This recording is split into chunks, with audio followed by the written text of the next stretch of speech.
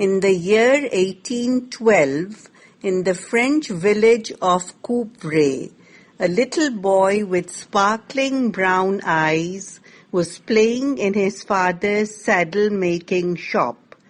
Suddenly he clutched two sharp awls and triumphantly ran off with them. Then he stumbled.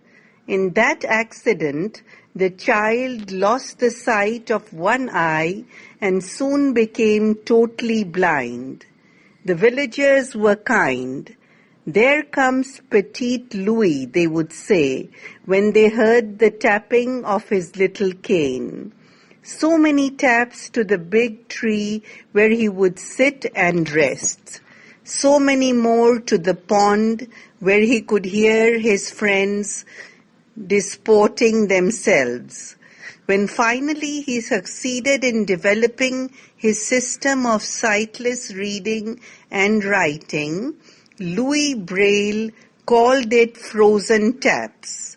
At 10, Louis went to the school for the blind in Paris, the Institution Nationale des Jeunes Aveugles.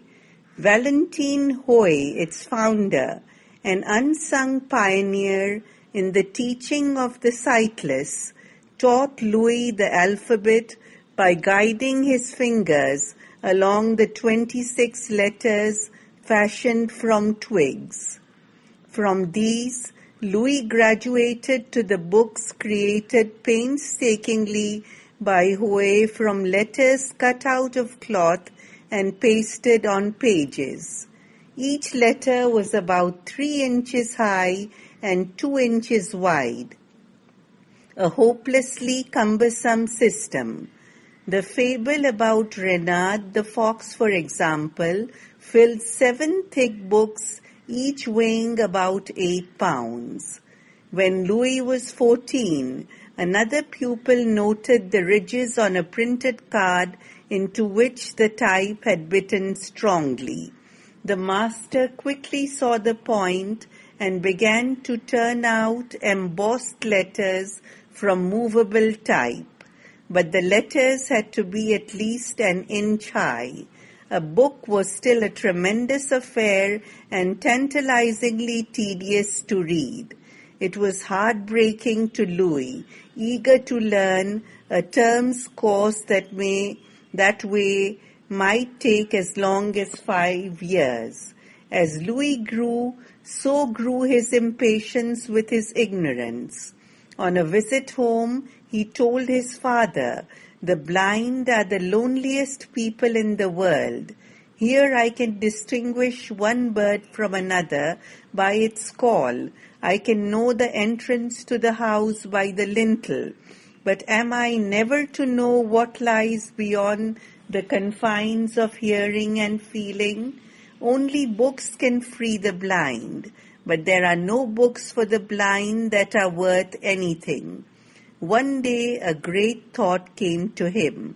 He would devise a code with symbols for words and phrases.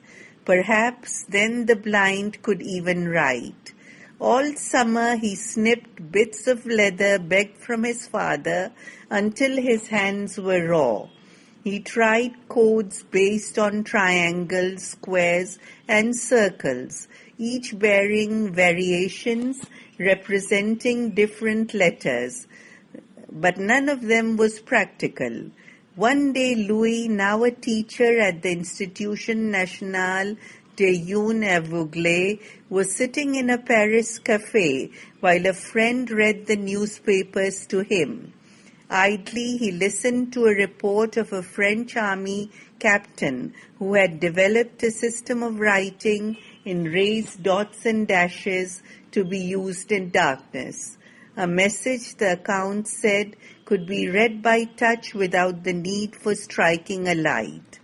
As the significance of this news came home to Braille, he began to shout and thump the table. The proprietor came running. "Monsieur Braille, Monsieur Braille, I beg of you, you are disturbing my guests." Braille said humbly, "Forgive me, gentlemen, but I have solved the impenetrable problem of the blind, broken their age-long death-like trance. The following day, he sought out Captain Charles Barbier. "Will you not explain," he asked, "the captain, your method of night writing? The blind for all time to come will honor you." Braille described how the blind were shut away from the light and friendliness that reading books would give them. "But of course," said the captain, "I had never thought of it." Then he explained how, with an awl, he punched impressions into thick paper so that small protuberances could be felt on the other side. A simple army code had been set up. 1 dot might mean advance, 2 dots retreat, and so on. You could build a code for the entire language on it. "It seems possible." "It is possible," Braille cried. "Let me be the first of the world's blind to thank you." Braille never rested from that day until 5 years later, when the first book using the Braille system was published. Ironically, his system used the same instrument that had blinded him, the awl. It was perfected after 5 years of trial and error, and through a harrowing illness that eventually killed him at the age of 43.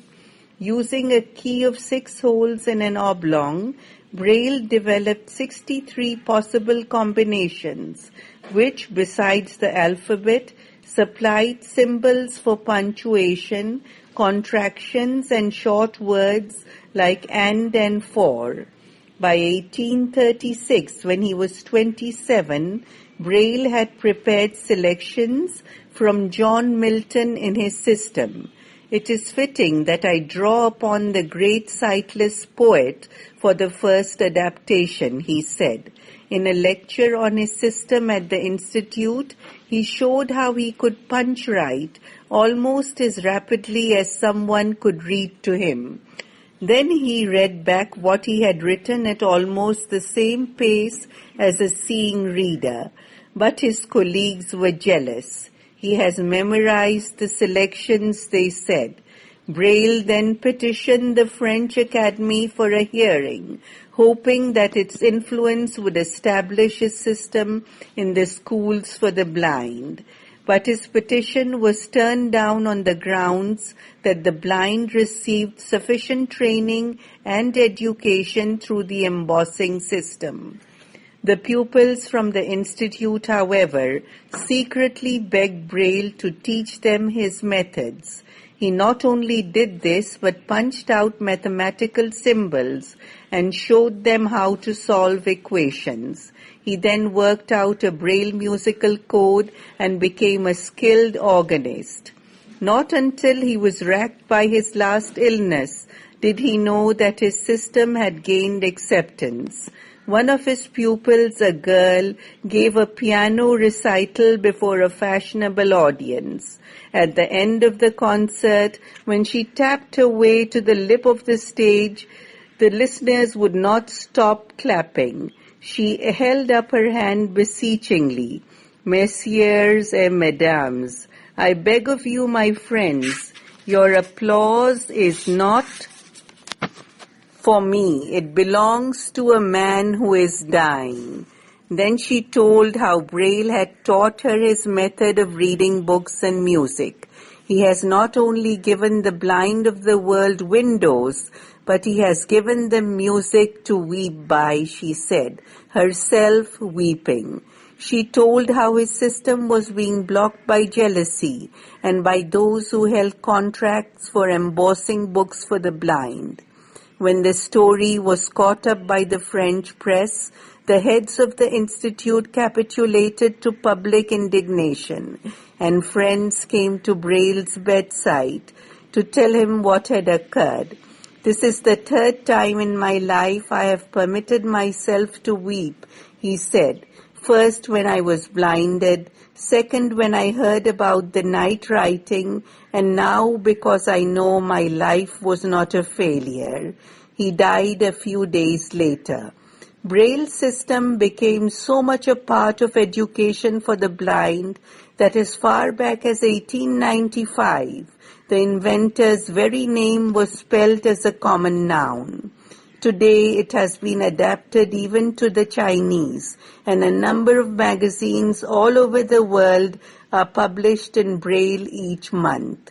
A bust erected to him outside the saddler's shop at Coupvray is executed with imagination. Most busts appear sightless. This one has the compassionate eyes of a Saint Francis of Assisi.